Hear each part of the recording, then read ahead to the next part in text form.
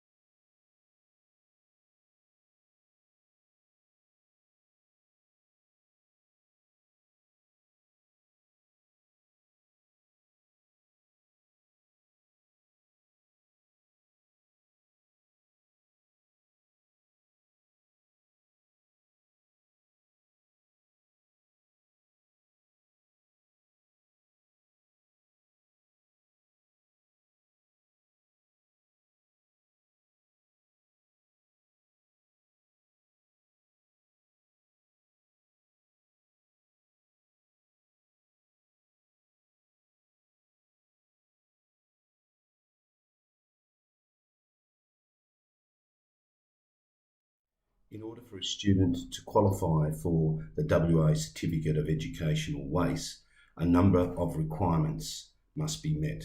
Let's have a look at each of those now. In order to qualify for a WACE certificate, a number of requirements must be met. Firstly, there is the requirement of breadth and depth. To achieve this, students must complete at least 20 units or equivalents, with a minimum of 10 of these 20 to be at Year 12 level.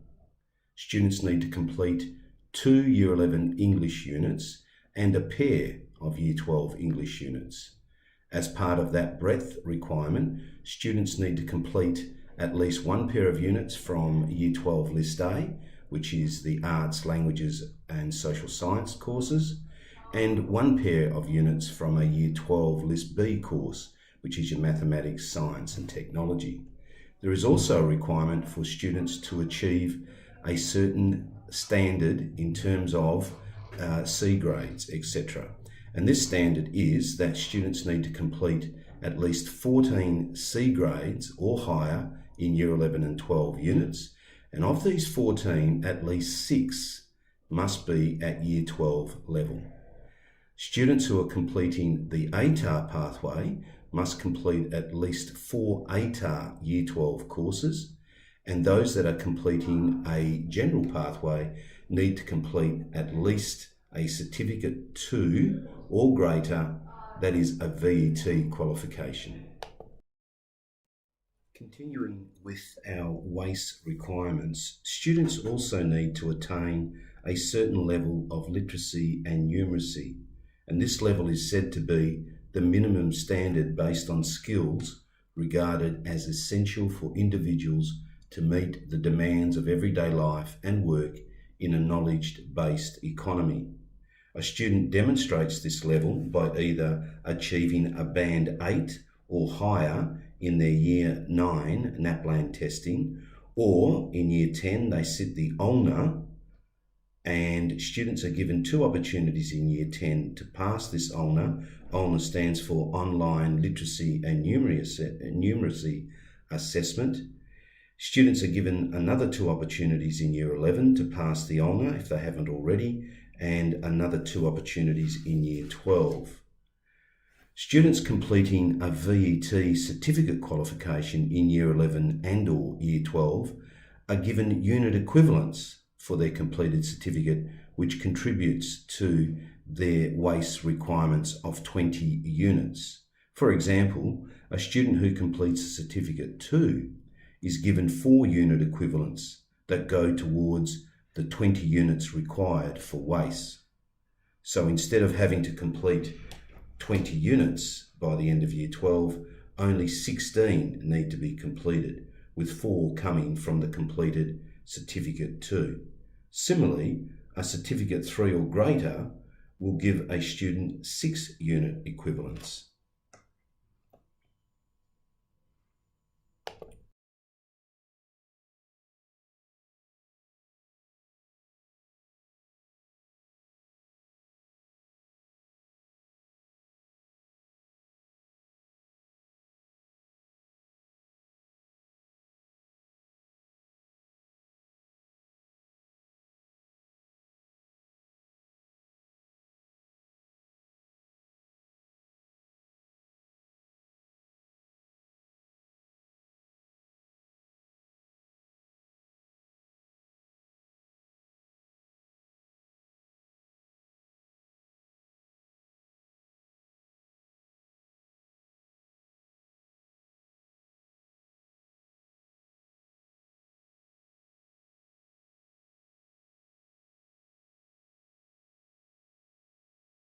A significant number of students choose TAFE as their post-Year 12 destination. Let's have a look at how the TAFE application process works. As of 2016, TAFE now consists of 5 TAFE colleges. 2 of these colleges are in the metro area, and each of these colleges is made up of numerous campuses. So within the metro area, we now have North Metropolitan College of TAFE and South Metropolitan College of TAFE. As you can see, there is a significant number of students who are studying at TAFE across WA. The number of Year 12 students who are applying for TAFE each year is very similar to the number that apply for university entrance. TAFE graduates also have a very healthy employment rate. Looking at the TAFE application and selection process, all applications for full-time courses at TAFE colleges go through a central body. This central body is known as TAFE admissions. About 70% of courses at TAFE are courses whereby a student simply needs to demonstrate minimum entrance requirements. These are usually a certain level of English and or maths, depending on the level of course that's been applied for. Sometimes students are required to complete a lower certificate as their minimum entrance requirement. About 30% of courses have more applicants than there are places. These courses are said to be competitive, and for these courses, students applying for them are ranked and then placed in order according to this ranking, and then offers made according to where students are on this ranking. We will talk about the TAFE selection process a little later on. So for TAFE courses that are not overly competitive, and hence students need to demonstrate that they have met the minimum entrance requirements, this is the process that their applications would go through. Firstly, the student would lodge his or her application at TAFE admissions. They would in turn check that the minimum entrance requirements have been met. If the minimum entrance requirements are met, the student is made an offer for a place in the course. If the student has not met the minimum entrance requirement, then no offer is made. This slide shows the entrance requirements for non-competitive courses. That is, courses where there are enough places for all the eligible applicants. As you can see on this slide, the higher the level of course being applied for, the more complex the entry requirements. So if you compare the entrance requirements for a Certificate 2, for example, and compare that with the entrance requirements for a diploma or advanced diploma. Similarly, you'll also notice that students can meet entrance requirements for courses by completing a lower certificate course and using that as their method of meeting entrance requirements. Turning our attention to 30% of courses, these are the competitive courses. Entry into these courses, which have more applicants than there are places, involves students going through a two-step process. The first step, once again, students must demonstrate that they have met the minimum entrance requirements for that particular course, and this involves a certain level of literacy and numeracy, or that students have completed a VET qualification.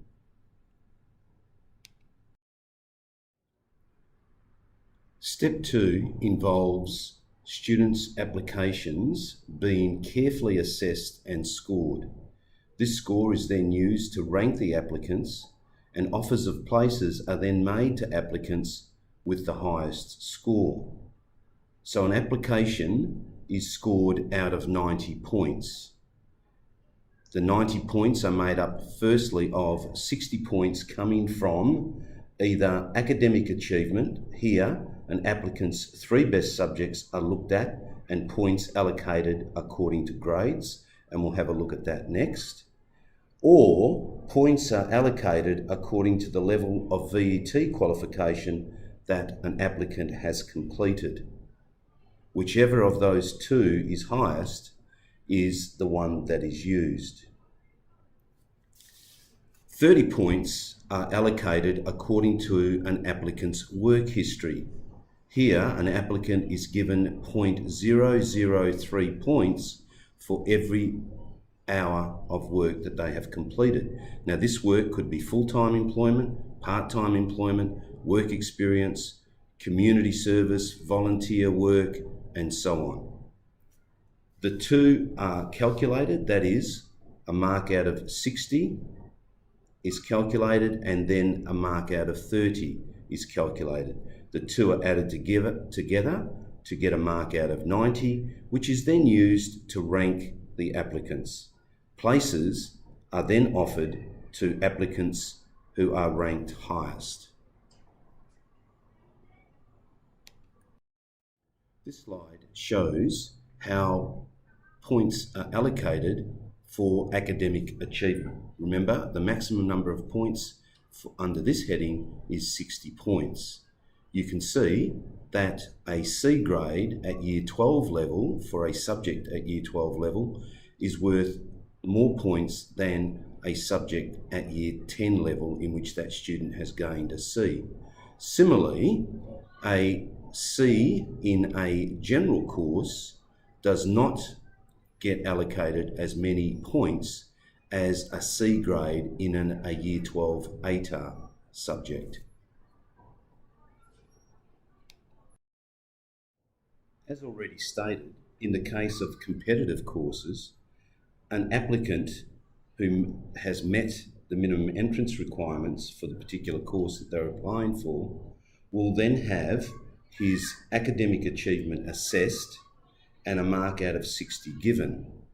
Similarly, if this student has also completed a VET certificate qualification, points will be allocated for this certificate as shown on this slide. Whichever is the highest, i.e. the academic achievement or the VET qualification, this is the points that will be used. These points are then added to the applicant's score for work history, which is out of 30, to give a total out of 90.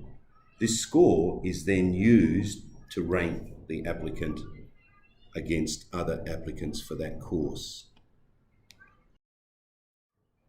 Students who intend applying to TAFE should do everything possible to maximise that TAFE score, especially if they are applying for the competitive courses. They can maximise their TAFE score by ensuring that they complete their VET qualification, that they do as much work experience, part-time work, and so on to maximise the points that they get through work history. It's important that they do as well as they possibly can in all of their subjects so that they can maximise their grades and hence ensure that their points for academic achievement are as high as possible.